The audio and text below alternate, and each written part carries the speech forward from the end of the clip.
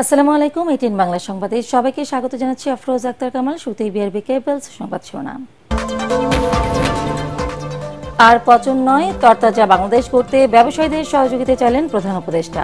সংস্কার শেষে নির্বাচন, উপদেষ্টা পরিষদের বৈঠকে রিজওয়ানা হাসান। 2 মেয়াদের বেশি প্রধানমন্ত্রী না থাকার বিধান রেখে সংবিধান সংশোধনের পক্ষে অ্যাটর্নি জেনারেল। ভারসাম্য চান রাষ্ট্রপতি ও প্রধানমন্ত্রীর ক্ষমতা।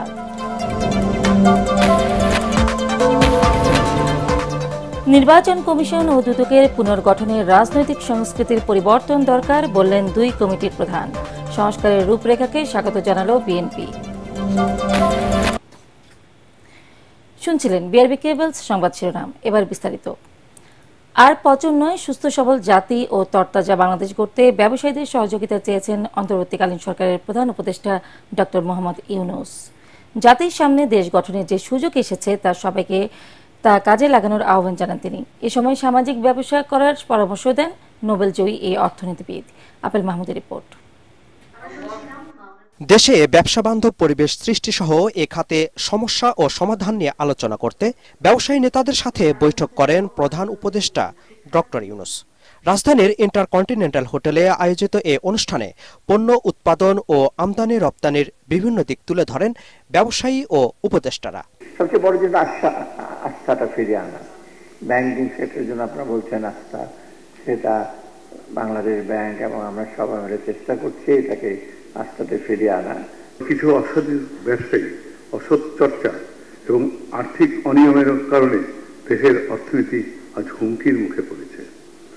আমি ব্যবসায়ী সম্প্রদায়ের পক্ষ থেকে সেই সকল অসৎ ব্যবসায়ী ও তাদের সহযোগীদের বিরুদ্ধে কঠোর আইনি ব্যবস্থা গ্রহণের জন্য জোরালো আবেদন জানাচ্ছি। ব্যবসা ক্ষেত্রে সংস্কার একা সরকারের উপর ছেড়ে না দিয়ে নিজ নিজ জায়গা থেকে করার পরামর্শ দেন প্রধান উপদেষ্টা। তাদের প্রাণের ফলে আমরা একটু নতুন সুযোগ পেলাম। আমি শুধু এই কথাটা জোর দেওয়ার জন্যই আপনাদের কাছে আসছি। এই সুযোগ না আসলে আমাদের যে পচন ধরেছিল, সে পচন থেকে আমাদের মুক্তির কোনো চিহ্ন দেখা যাচ্ছিল না। আমরা আর পচন নয়, আমরা সুস্থ জাতি হিসেবে, সবল জাতি হিসেবে দাঁড়াতে চাই। বিশুদ্ধ পানি সরবরাহ, চিকিৎসা সেবা সহ নানা বিষয়ে সামাজিক ব্যবসা শুরু করার পরামর্শ দেন তিনি।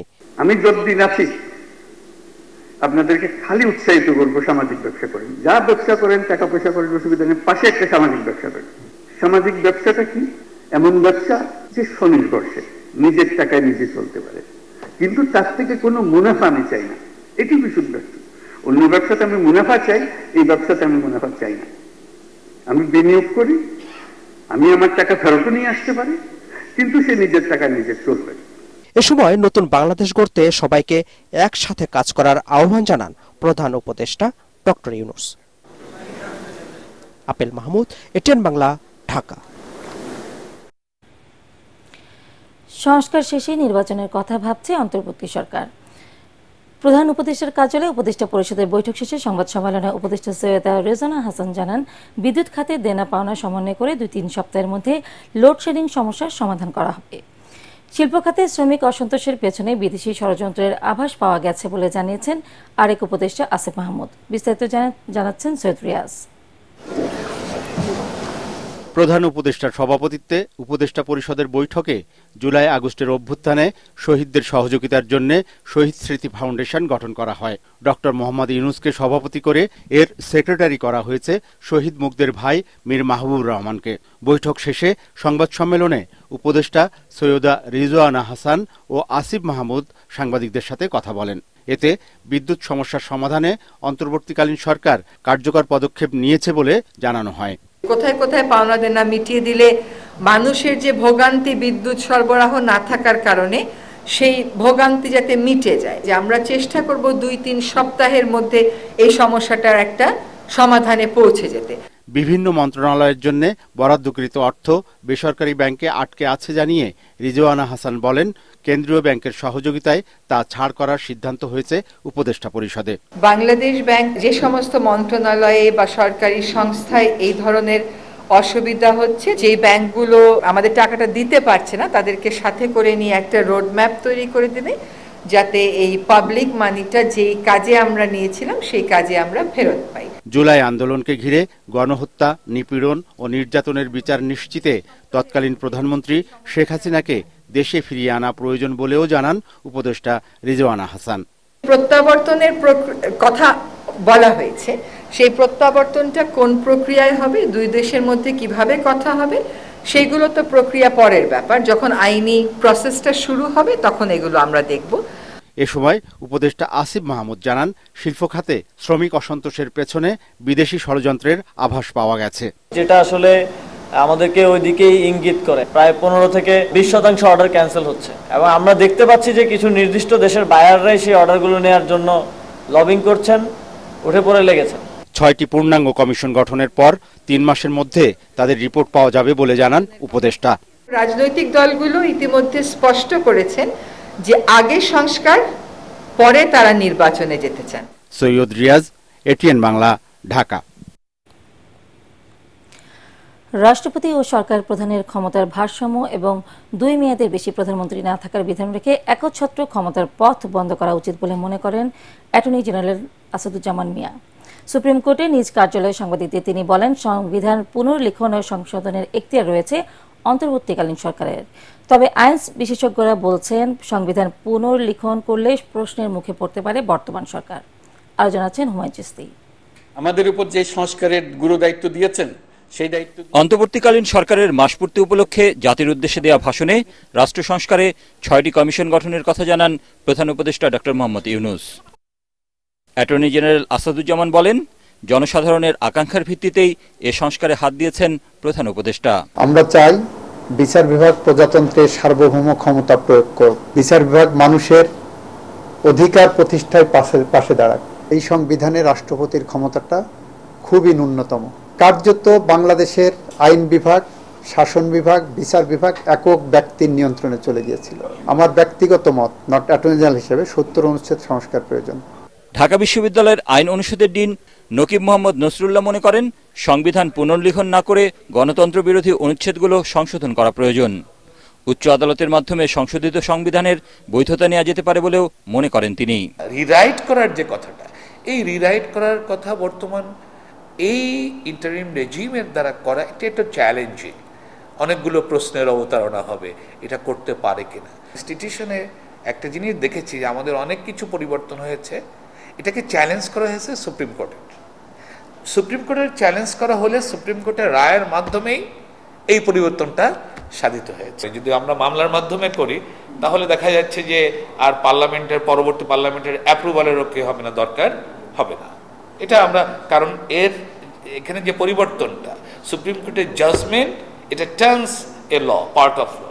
নতুন সংশোধিত সংবিধানের প্রস্তাবনায় 71-এর শহীদদের পাশাপাশি 2024-এ ছাত্র জনতার আন্দোলনের শহীদদের বিষয় অন্তর্ভুক্ত করা প্রয়োজন বলেও মনে করেন এ আইন শিক্ষাবিদ। হুমায়ুন চিশতি, এটিএন বাংলা, ঢাকা। রাজনৈতিক সম্মতির ভিত্তিতে নির্বাচন কমিশন পুনর্গঠনে বর্তমান আইনের পরিবর্তন চেয়েছেন ইসি সংস্কার কমিটির প্রধান ডক্টর বদিউল আলম মজুমদার। অন্যদিকে সাংবিধানিক প্রতিষ্ঠানের মর্যাদা দিয়ে দুর্নীতি দমন কমিশনকে ক্ষমতার প্রভাবমুক্ত রাখার পক্ষে আরেক সংস্কার কমিটির প্রধান ডক্টর ইফতেখারুজ্জামান। তবে রাজনৈতিক সংস্কৃতির পরিবর্তন না হলে এসব সংস্কার দীর্ঘমেয়াদে কার্যকর হবে না বলে মনে করেন তারা। বিস্তারিত জানাচ্ছেন একরামুল হক সায়েম। দীর্ঘদিন নির্বাচন ইস্যুতে নানা দাবি দাওয়া নিয়ে সরব সুশাসনের জন্য নাগরিক সুজনের সম্পাদক ডক্টর বদিউল আলম মজুমদার এবার নিজেই দায়িত্ব পেলেন নির্বাচন কমিশন সংস্কারের। এখনো আনুষ্ঠানিক দায়িত্ব না নিলেও নির্বাচন কমিশন গঠন ও নির্বাচনী আইন সংস্কার নিয়ে নিজের ভাবনা তুলে ধরেন তিনি। নির্বাচন কমিশন যে একটা নিয়োগ আইন আছে, যেটা কোনোভাবে গ্রহণযোগ্য নয়, সেটা পরিবর্তন করতে হবে। যে আইন আছে এটা তো আগের প্রজ্ঞাপনটাকে আইন হিসাবে সংসদে পাশ করেছে এবং সাথে একটা ইনডেমনিটি ক্লজ, দায় মুক্তির বিধান যুক্ত করেছে। এই আইনটা একটা সম্মতির ভিত্তিতে হওয়া দরকার, আমাদের রাজনৈতিক সমঝোতার অংশ হওয়া দরকার। তার মতে অগ্রহণযোগ্য নির্বাচন বন্ধে অতীতে ক্ষমতার সঠিক ব্যবহার করেনি সাংবিধানিক প্রতিষ্ঠানটি। নির্বাচন কমিশন সুষ্ঠু নিরপেক্ষ নির্বাচন নিশ্চিত করতে পারে না, কিন্তু নির্বাচন কমিশন ইচ্ছা করলে অগ্রহণযোগ্য নির্বাচন সেটা বন্ধ করতে পারে, সেই ক্ষমতা তাদের আছে। অন্যদিকে দুর্নীতির বিরুদ্ধে সবসময় সোচ্চার থাকা সংস্থা ট্রান্সপারেন্সি ইন্টারন্যাশনাল বাংলাদেশ টিআইবির নির্বাহী পরিচালক ডক্টর ইফতেখারুজ্জামান দায়িত্ব পেয়েছেন দুর্নীতি দমন সংস্কার কমিশনের। বলেন, দুদককে ক্ষমতার প্রভাব মুক্ত রাখাই বড় চ্যালেঞ্জ। যে প্রতিষ্ঠানটি স্বাধীন নিরপেক্ষ হওয়ার কথা ছিল সেটি পরবর্তীতে এই দীর্ঘ ইতিমধ্যে আবার সরকারের কর্তৃত্বাধীন প্রতিষ্ঠান হয়ে গেছে। দুদকের যে স্ট্যাটাসটা, সেই স্ট্যাটাসটা যেন সাংবিধানিক হয় সেটি কিন্তু এখনো পর্যন্ত করা হয়নি। প্রথম থেকে এটি হওয়ার কথা ছিল। একটি প্রস্তাব আমাদের দীর্ঘদিনই ছিল, দুদকের নিজস্ব একটা প্রসিকিউশন ইউনিট থাকার প্রয়োজন। এই দুই সংস্কার কমিটির প্রধানই মনে করেন, কেবল এসব প্রতিষ্ঠানই নয়, দরকার রাজনৈতিক ও আমলাতান্ত্রিক সংস্কারেরও। সংস্কার করা যাবে, এগুলো আইনের বইতে, তারপরে কিংবা বিভিন্ন রকম বিধিবিধানে অন্তর্ভুক্ত হতে পারে, কিন্তু এগুলো কার্যকর হবে না যতদিন পর্যন্ত আমাদের রাজনৈতিক সংস্কৃতি পরিবর্তন আসে। দুদক, আমরা যদি একটা আদর্শ দুদক পেয়ে যাই হাইপোথেটিক্যালি, তাহলেও কিন্তু বাংলাদেশের মতো দেশে, পৃথিবীর সব দেশের মতোই দুর্নীতি কার্যকরভাবে নিয়ন্ত্রণ হবে না যতক্ষণ পর্যন্ত না যারা রাজনৈতিকভাবে ক্ষমতায় থাকবেন, যারা আমলাতান্ত্রিকভাবে ক্ষমতায় থাকবেন, তাদের মধ্যে এই মানসিকতা সৃষ্টি না হয় যে আমাদের যে দুর্নীতি, আমাদের যে ছাত্র জনতার মূল চেতনা যে দুর্নীতি যেই করুক না কেন, তার পরিচয় অবস্থান যাই থাকুক না কেন, তাকে বিচার আওতায় আনতে হবে। 1 অক্টোবর থেকে কাজ শুরু হবে অন্তর্বর্তীকালীন সরকারের 6টি সংস্কার কমিটির কাজ। সময় বেঁধে দেওয়া হয়েছে 3 মাস। ইকরামুল হক সায়েম, এটিএন বাংলা, ঢাকা। স্বল্প সময়ের মধ্যে ঘোষিত সংস্কার কাজ শেষ করে অন্তর্বর্তী সরকার জনগণের প্রত্যাশিত নির্বাচন দেবে বলে আশা বিএনপি মহাসচিব মির্জা ফখরুল ইসলাম আলমগীরের। অন্তর্বর্তীকালীন সরকারের সংস্কারের রূপরেখাকে স্বাগত জানিয়ে তিনি বলেন, গণ অভ্যুত্থানের মধ্য দিয়ে আসা অন্তর্বর্তী সরকার জনগণের আকাঙ্ক্ষার প্রতিফলন ঘটাবে। কামরুজ্জামান রাজীবের রিপোর্ট। দলের নয়াপল্টন কেন্দ্রীয় কার্যালয়ে 15 সেপ্টেম্বর গণতন্ত্র দিবস উপলক্ষে সমাবেশের সমন্বয় সভা শেষে সংবাদ সম্মেলনে সাংবাদিকদের মুখোমুখি হন বিএনপি মহাসচিব। এ সময় অন্তর্বর্তী সরকারের প্রধান উপদেষ্টা ডক্টর মোহাম্মদ ইউনূসের ঘোষিত সংস্কারের রূপরেখার বিষয়ে প্রতিক্রিয়া ব্যক্ত করেন মির্জা ফখরুল। দ্রুত সংস্কারের কাজ শেষ করে জনগণের আকাঙ্ক্ষা পূরণের আহ্বান জানিয়ে তিনি বলেন, জনগণ কি চায় তা উপলব্ধি করে অন্তর্বর্তী সরকারকে কাজ করতে হবে। বিজয়ের সুফল যাতে কেউ নষ্ট করতে না পারে, সেজন্য শিগগিরই জনগণের সরকার প্রতিষ্ঠার দিকে এগিয়ে যেতে হবে।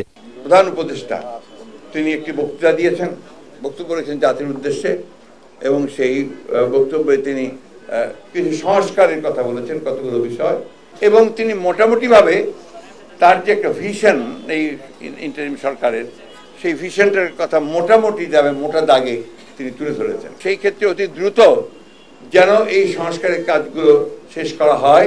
আমরা এই ইন্টারিম গভর্নমেন্টের সাফল্য কামনা করি, কারণ এই ইন্টারিম গভর্নমেন্ট আন্দোলনের মধ্য দিয়ে এসছে।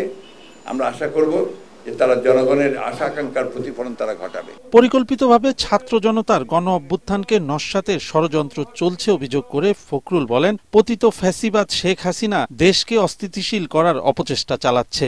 ঐক্যবদ্ধ থেকে সব ষড়যন্ত্র প্রতিহত করার আহ্বান জানান তিনি।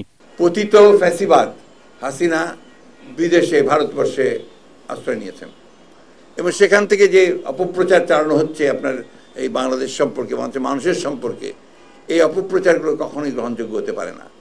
বাংলাদেশের মানুষ এটাকে অবশ্যই তারা প্রতিবাদ করছে, এবং এই ধরনের কোনো অপপ্রচারে তারা কান দেবে না, এটা আমরা বিশ্বাস করি। বিএনপি মহাসচিব বলেন, বিজয়ের সুফল পেতে গণতন্ত্রকে প্রাতিষ্ঠানিক রূপ দিতে হবে, তা নিশ্চিতে ঐক্যবদ্ধ থাকতে হবে গণতান্ত্রিক শক্তিগুলোকে। কামরুজ্জামান রাজীব, এটিএন বাংলা, ঢাকা। রাজধানীর প্রধান সড়কগুলো থেকে ব্যাটারি চালিত রিকশা তুলে দিতে শুরু করেছে পুলিশ। রাজধানীর বিভিন্ন সড়কে এই অভিযান চালায় ঢাকা মহানগর পুলিশ। এই সময় রাস্তায় চলাচল করা রিকশা আটক করে বাধা দেওয়া হয় চালকদের। দ্রুত এসব অটোরিকশা বন্ধ এবং নীতিমালা না করলে রাজধানীর যানজট ও দুর্ঘটনা আরও বাড়বে বলে আশঙ্কা বিশেষজ্ঞদের। তরিক ইসলামের রিপোর্ট। হযরত শাহজালাল আন্তর্জাতিক বিমানবন্দরের টার্মিনালে ব্যাটারি রিকশা উঠে যাওয়ার এমন দৃশ্য কয়েকদিন ধরেই ভাইরাল, যা নিয়ে সমালোচনা চলছে সামাজিক ও গণমাধ্যম জুড়ে। শুধু নেট দুনিয়া নয়, অলিগলি থেকে রাজপথ দাপিয়ে বেড়াচ্ছে 3 চাকার অবৈধ এসব যান।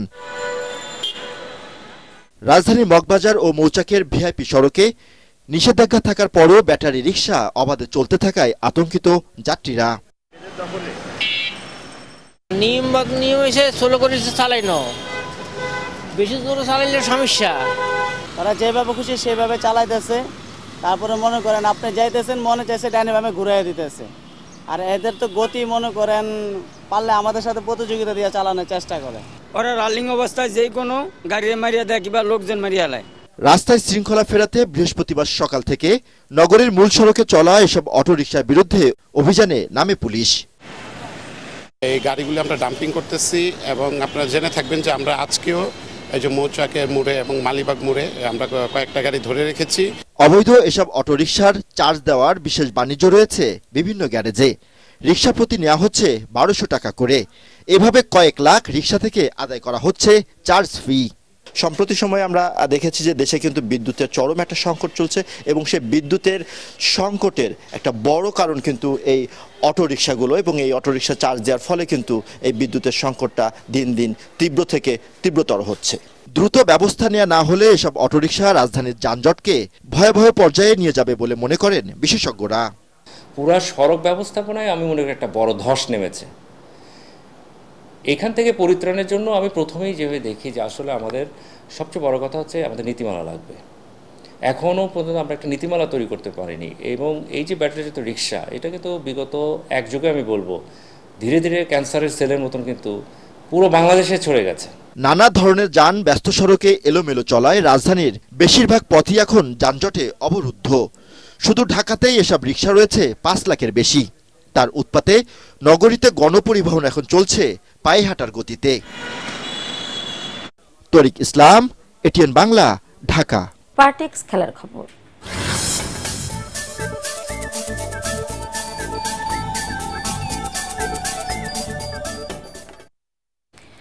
ভারত যতই শক্তিশালী হোক তাদেরও হারানোর সামর্থ্য রাখে বাংলাদেশ। মিরপুরে ভারত সিরিজ নিয়ে আনুষ্ঠানিক সংবাদ সম্মেলনে নির্বাচক হান্নান সরকার বলেন, কন্ডিশন আর প্রতিপক্ষের শক্তিমত্তা বিবেচনায় রেখে স্কোয়াড সাজিয়েছেন তারা। রিপোর্ট এসএম আশরাফের। মিরপুরে চলছে ভারত বধের প্রস্তুতি। সদ্যই পাকিস্তানকে হারানোর অভিজ্ঞতা বাংলাদেশের ক্রিকেটারদের আত্মবিশ্বাস যোগাবে, যদিও নিজেদের মাটিতে ভয়ঙ্কর রোহিত শর্মার দল। নির্বাচক হান্নান সরকার বলেন, সব ধরনের চ্যালেঞ্জ নিতে প্রস্তুত তারা। আমাদের দল কিন্তু এখন ইনএক্সপিরিয়েন্স বা আমরা ছোট দল বা আমরা ভালো করবো না সেটা বলার সুযোগ নেই। আমাদের দলে কিন্তু 150-200 করা প্লেয়াররাও রয়েছে এবং তারা কিন্তু ফর্মে রয়েছে। চ্যালেঞ্জ থাকবে, বাট আমি বলবো না যে একদম পাকিস্তানের সঙ্গে যতটা কমফোর্টেবলি আমরা ডোমিনেট করে উইন করে এসেছি সেই কমফোর্ট জোনটা হয়তো থাকবে না, বাট ভালো খেললে অবশ্যই জেতা সম্ভব। স্কোয়াডে ইনজুরির কারণে এবার নেই শরীফুল ইসলাম। তার পরিবর্তে কেন জাকের আলী, তার ব্যাখ্যাও দিলেন হান্নান সরকার। আমরা একটা জিনিস মাথায় রেখেছিলাম, কন্ডিশন এবং অপোনেন্ট। সেই জায়গা থেকে পাকিস্তানে আমরা 5 জন সিমার নিয়ে গিয়েছিলাম, এখানে আমরা সিমারের সংখ্যাটা কমিয়ে 4 জনে এনেছি এবং একজন ব্যাটসম্যানের সংখ্যা বাড়িয়েছি, মিডল অর্ডার স্পেশালিস্ট। আমাদের টিম কম্বিনেশন আমাদের মনে হয়েছে যে মিডল অর্ডার একটা অপশন বাড়ানো আমাদের দরকার, যেহেতু কন্ডিশন এবং আমরা বললাম অপোনেন্ট, সেই জায়গা থেকে আমরা মিডল অর্ডার অপশনটা বাড়িয়েছি। চেন্নাইয়ে 19 সেপ্টেম্বর প্রথম টেস্ট আর কানপুরে 27 সেপ্টেম্বর দ্বিতীয় টেস্টে মুখোমুখি হবে ভারত ও বাংলাদেশ। SM Ashraf, ATN Bangla, Dhaka. দেশে অকাল বন্যায় ক্ষতিগ্রস্তদের সাহায্যার্থে একটি বক্সিং টুর্নামেন্টের আয়োজন করতে যাচ্ছে বাংলাদেশ প্রফেশনাল বক্সিং অ্যাসোসিয়েশন। শনিবার যমুনা ফিউচার পার্কে 10 বাউটের এই টুর্নামেন্টে একটি হবে টাইটেল বাউট। এতে দেশসেরা বক্সার মোতালেবের মুখোমুখি হবেন যুক্তরাজ্যের বক্সার পল পিয়ার্স। নারী বক্সাররা অংশ নেবেন দুটোতে। স্বাধীন বাংলা বক্সিং টুর্নামেন্ট নামের প্রতিযোগিতা থেকে প্রাপ্ত অর্থ বন্যাত্ম দুর্গতদের সহায়তায় দান করা হবে। এই উপলক্ষে রাজধানীর এক হোটেলে সংবাদ সম্মেলনে বিভিন্ন তথ্য জানান বাংলাদেশ প্রফেশনাল বক্সিং সোসাইটির চেয়ারম্যান মোহাম্মদ আসাদুজ্জামান। শেষ করার আগে বিআরবি কেবলস সংবাদ শিরোনাম আরও একবার। আর পচন নয়, তরতাজা বাংলাদেশ করতে ব্যবসায়ীদের সহযোগিতা চাইলেন প্রধান উপদেষ্টা। সংস্কার শেষে নির্বাচন উপদেষ্টা পরিষদের বৈঠকে রেজওয়ানা হাসান। 2 মেয়াদের বেশি প্রধানমন্ত্রী না থাকার বিধান রেখে সংবিধান সংশোধনের পক্ষে অ্যাটর্নি জেনারেল। ভারসাম্য চান রাষ্ট্রপতি ও প্রধানমন্ত্রীর ক্ষমতার।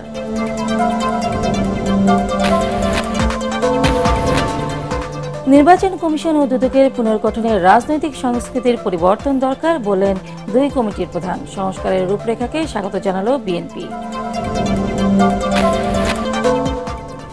পরবর্তী সংবাদ দেখার আমন্ত্রণ জানিয়ে এখনকার মতো শেষ করছি। এটিএন বাংলা সংবাদ ইউটিউবে দেখতে ব্রাউজ করুন YouTube/এটিএন বাংলা নিউজ। ধন্যবাদ।